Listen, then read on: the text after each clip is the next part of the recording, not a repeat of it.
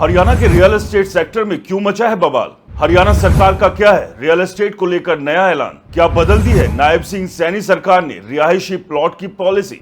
नई कॉलोनी काटने वाले भूमाफिया हो जाए सावधान। दोस्तों, क्या हरियाणा के छोटे शहरों में अब इलीगल कॉलोनियों का खेल पूरी तरह से खत्म होने वाला है? क्या अब बिना 33 फीट सड़क के कोई नई कॉलोनी नहीं बन पाएगी?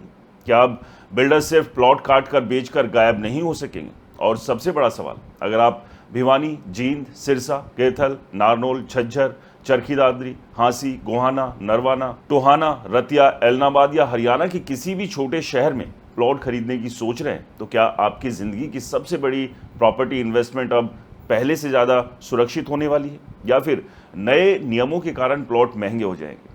दोस्तों, आखिर सरकार ने ऐसा कौन सा नया नियम लागू कर दिया जिसने पूरे रियल एस्टेट सेक्टर में हलचल यानी खलबली मचा दी? क्या अब अनऑथराइज्ड कॉलोनियों का कारोबार बंद हो जाएगा? क्या अब पुराने तरीके से खेत खरीद कर रातों रात प्लॉट काट कर बेचने का खेल पूरी तरह से खत्म हो जाएगा?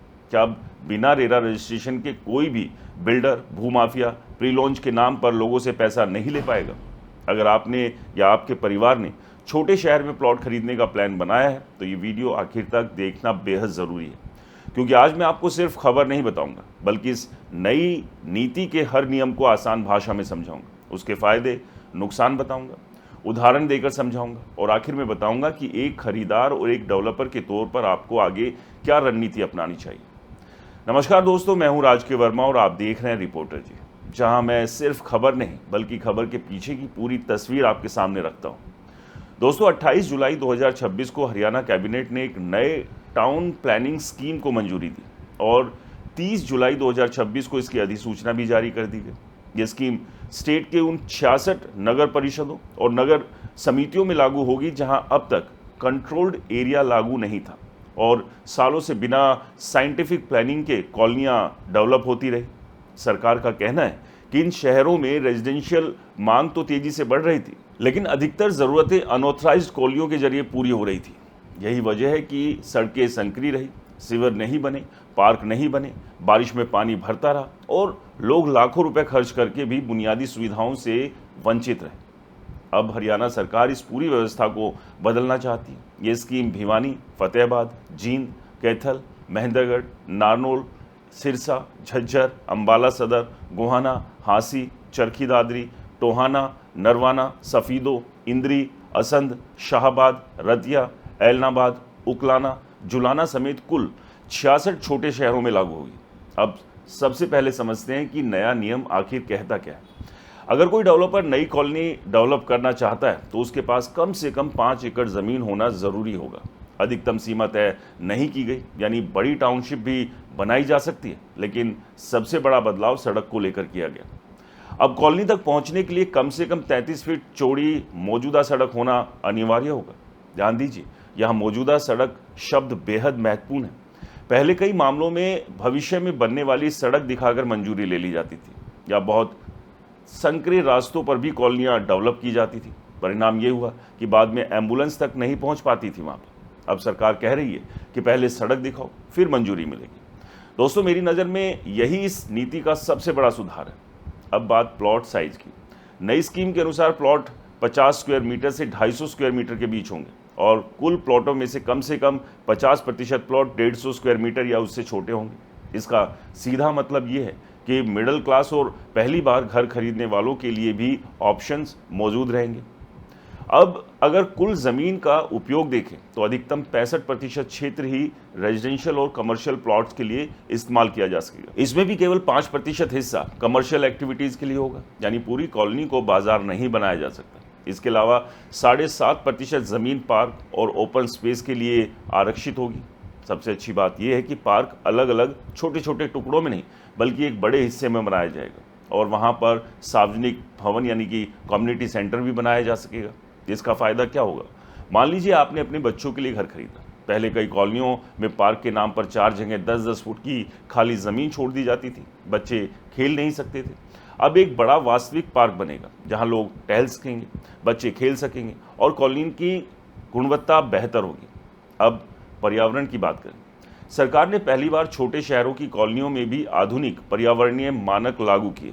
कम से कम 50% स्ट्रीट लाइट सोलर एनर्जी से चलेंगे। ठोस कचरे के प्रबंधन के लिए 50 स्क्वायर मीटर जगह अलग रखनी होगी। सीवरेज ट्रीटमेंट प्लांट यानी एसटीपी लगाना अनिवार्य होगा और उसमें उपचारित पानी का 100% उपयोग पार्क और हरे इलाकों में होगा।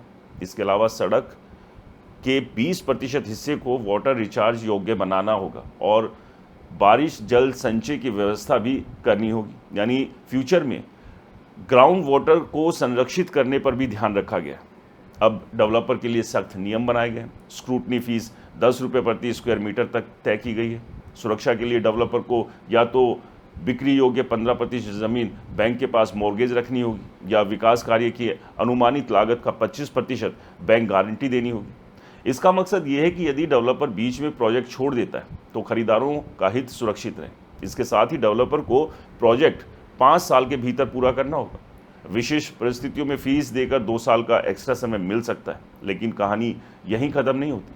प्रोजेक्ट पूरा होने के बाद भी अगले 5 साल तक सड़क, park, street light, sewerage, drainage और दूसरी कम्युनिटी फैसिलिटीज़ का रखरखाव डेवलपर को ही करना होगा।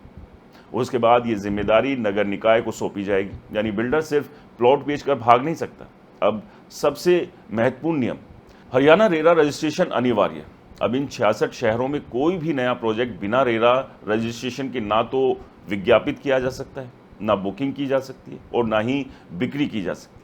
अगर कोई कहता है कि अभी प्री लॉन्च है, जल्दी पैसा दे दो, बाद में रेरा करा लेंगे, तो समझ जाइए कि खतरे की घंटी बज चुकी। दोस्तों, मेरी सलाह में 1 रुपये का भुगतान करने से पहले हरियाणा रेरा की वेबसाइट पर जाकर प्रोजेक्ट का रजिस्ट्रेशन जांचिए। अब सवाल उठता है कि क्या इससे प्रॉपर्टी महंगी होगी? मेरा जवाब है शायद शुरुआती दौर में, क्योंकि डेवलपर को सड़क, park, STP, solar light, drainage, water harvesting और बैंक गारंटी जैसी कई जिम्मेदारियां निभानी होगी। लेकिन अगर लॉन्ग टर्म में देखें तो खरीदार को बेहतर इंफ्रास्ट्रक्चर, कानूनी सुरक्षा और संपत्ति का बेहतर मूल्य मिलेगा। यानी आज थोड़ा महंगा खरीदेंगे लेकिन फ्यूचर में परेशानी कम होगी। अब एक उदाहरण से समझिए। मान लीजिए 2 कॉलोनियाँ हैं। पहली बिना मंजूरी वाली, जहाँ सड़क 15 फीट है, सीवर नहीं है, बिजली अस्थायी है और पार्क सिर्फ नक्शे में। दूसरी नई नीति के तहत विकसित कॉलोनी है, जहां 33 फुट सड़क, बड़ा park, RERA registration, STP, solar light और बैंक गारंटी मौजूद है। अगर आपको अपने परिवार के लिए घर चुनना हो तो आप किसे चुनेंगे? जाहिर है दूसरी कॉलोनी ज़्यादा सुरक्षित होगी। यही सरकार का उद्देश्य भी है। हालांकि इस नीति की कुछ चुनौतियाँ भी होंगी।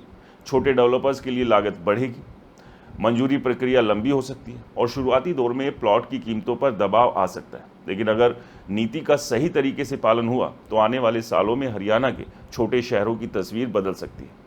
दोस्तों, मेरी बतौर रियल एस्टेट एक्सपर्ट राय यही है कि ये नीति सही दिशा में उठाया गया कदम है। सालों से छोटे शहरों में अनियोजित विकास की वजह से लोगों को सड़क, पानी, सीवर और कानूनी डिस्प्यूट का सामना करना पड़ता है।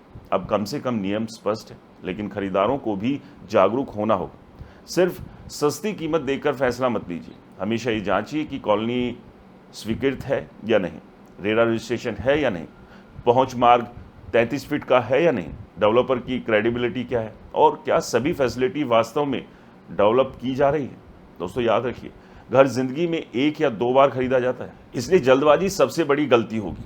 अगर आप इन 66 शहरों में प्लॉट लेने की योजना बना रहे हैं तो अपने डॉक्यूमेंट्स जांचिए, फिर इन्वेस्टमेंट कीजिए। और अगर आप डेवलपर हैं तो ये पॉलिसी आपके लिए भी एक मौका है, क्योंकि अब प्लानिंग, कानूनी और बेहतर इंफ्रास्ट्रक्चर वाली टाउनशिप की मांग तेज़ी से बढ़ सकती है। कमेंट कर ज़रूर बताइए कि आप हरियाणा के किस शहर से हैं और क्या आपके इलाके में भी अनऑथराइज्ड कॉलोनियों की प्रॉब्लम रही है। अगर आपको ये एक्सप्लेनर उपयोगी लगा हो तो वीडियो को लाइक करें, शेयर करें और चैनल को सब्सक्राइब ज़रूर कीजिए, क्योंकि यहाँ हम प्रॉपर्टी से जुड़ी हर बड़ी खबर का सिर्फ अपडेट नहीं बल्कि उसका पूरा डिटेल विश्लेषण करते हैं। फिलहाल मुझे दीजिए इजाज़त। नमस्कार, जय हिंद।